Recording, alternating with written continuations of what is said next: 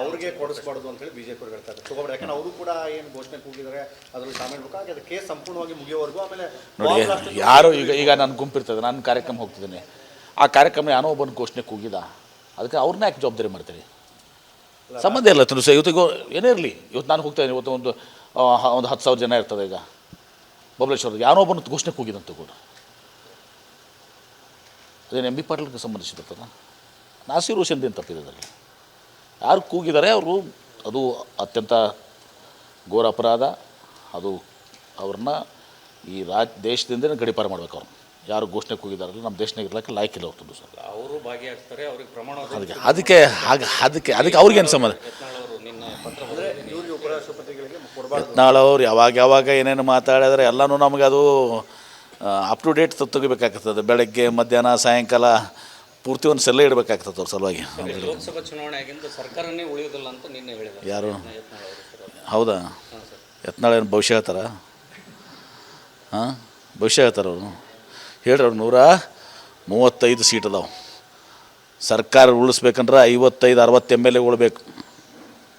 55-60 ಎಲ್ಲ ಬರೀ 5-6 MLA ತೊಗೊಂಬ ಅಂತ ಹೇಳ್ರಿ. ನೋಡಿ, ಅವ್ರಿಗೆ ಕೊಡಿಸ್ಬಾರ್ದು ಅಂತ ಹೇಳಿ ಬಿಜೆಪಿ ಅವರು ಹೇಳ್ತಾರೆ. ತಗೋಬೇಡ, ಯಾಕಂದ್ರೆ ಅವರು ಕೂಡ ಏನು ಘೋಷಣೆ ಕೂಗಿದ್ದಾರೆ ಅದ್ರಲ್ಲಿ ಶಾಮೀಲ್ ಬೇಕಾಗಿ ಅದು ಕೇಸ್ ಸಂಪೂರ್ಣವಾಗಿ ಮುಗಿಯೋವರೆಗೂ. ಆಮೇಲೆ ನೋಡಿ, ಯಾರು ಈಗ ನನ್ನ ಗುಂಪಿರ್ತದೆ, ನಾನು ಕಾರ್ಯಕ್ರಮ ಹೋಗ್ತಿದ್ದೀನಿ, ಆ ಕಾರ್ಯಕ್ರಮ ಯಾರೋ ಒಬ್ಬನ ಘೋಷಣೆ ಕೂಗಿದ, ಅದಕ್ಕೆ ಅವ್ರನ್ನ ಯಾಕೆ ಜವಾಬ್ದಾರಿ ಮಾಡ್ತೀರಿ?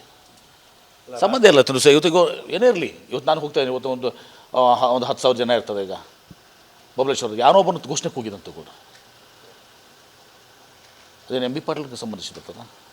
ನಾಸೀರ್ ಹುಸೇನ್ದೇನು ತಪ್ಪಿದೆ ಅದರಲ್ಲಿ? ಯಾರು ಕೂಗಿದ್ದಾರೆ ಅವರು, ಅದು ಅತ್ಯಂತ ಘೋರ ಅಪರಾಧ. ಅದು ಅವ್ರನ್ನ ಈ ದೇಶದಿಂದನೇ ಗಡೀಪಾರು ಮಾಡ್ಬೇಕು. ಅವ್ರನ್ನ ಯಾರು ಘೋಷಣೆ ಕೂಗಿದಾರಲ್ಲ, ನಮ್ಮ ದೇಶನಾಗ ಇರ್ಲಿಕ್ಕೆ ಲಾಯ್ಕಿಲ್ಲ ಅವ್ರದ್ದು ಸರ್. ಅವರು ಭಾಗಿಯಾಗ್ತಾರೆ, ಅವ್ರಿಗೆ ಪ್ರಮಾಣ ಅದಕ್ಕೆ ಅವ್ರಿಗೇನು ಸಂಬಂಧ?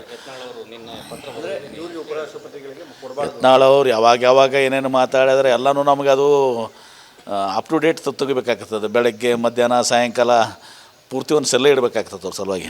ಲೋಕಸಭಾ ಚುನಾವಣೆ ಆಗಿಂದ ಸರ್ಕಾರನೇ ಉಳಿಯೋದಿಲ್ಲ ಅಂತ ನಿನ್ನೆ ಹೇಳಿದ್ದಾರೆ. ಯಾರು? ಹೌದಾ? ಯತ್ನಾಳ್ ಏನು ಭವಿಷ್ಯ ಹೇಳ್ತಾರ? ಭವಿಷ್ಯ ಹೇಳ್ತಾರೆ ಅವರು. ಹೇಳ್ರಿ, ಅವ್ರು 135 ಸೀಟ್ ಅದಾವೆ. ಸರ್ಕಾರ ಉಳಿಸ್ಬೇಕಂದ್ರೆ 55-60 MLA ಉಳ್ಬೇಕು. 55-60 ಎಲ್ಲ ಬರೀ 5-6 MLA ತೊಗೊಂಬ ಅಂತ ಹೇಳ್ರಿ. ನೋಡಿ, ಅನುಕ್ಷಣದ ಸುದ್ದಿಗಳಿಗಾಗಿ ವಿಸ್ತಾರ ನ್ಯೂಸ್ ಯೂಟ್ಯೂಬ್ ಚಾನೆಲ್ ಸಬ್ಸ್ಕ್ರೈಬ್ ಮಾಡಿ. ಹೊಸ ಸುದ್ದಿಗಳ ನೋಟಿಫಿಕೇಶನ್ಗಾಗಿ ಬೆಲ್ ಐಕಾನ್ ಕ್ಲಿಕ್ ಮಾಡಿ. ಲೇಟೆಸ್ಟ್ ಅಪ್ಡೇಟ್ಸ್ಗಾಗಿ www.vistaranews.com ವೆಬ್ಸೈಟ್ಗೆ ವಿಸಿಟ್ ಮಾಡಿ. ಅಂಗೈಯಲ್ಲೇ ಜಗತ್ತಿನ ಸುದ್ದಿ ತಿಳಿಯಲು ವಿಸ್ತಾರ ನ್ಯೂಸ್ ಕನ್ನಡ ಆಪ್ ಡೌನ್ಲೋಡ್ ಮಾಡಿ.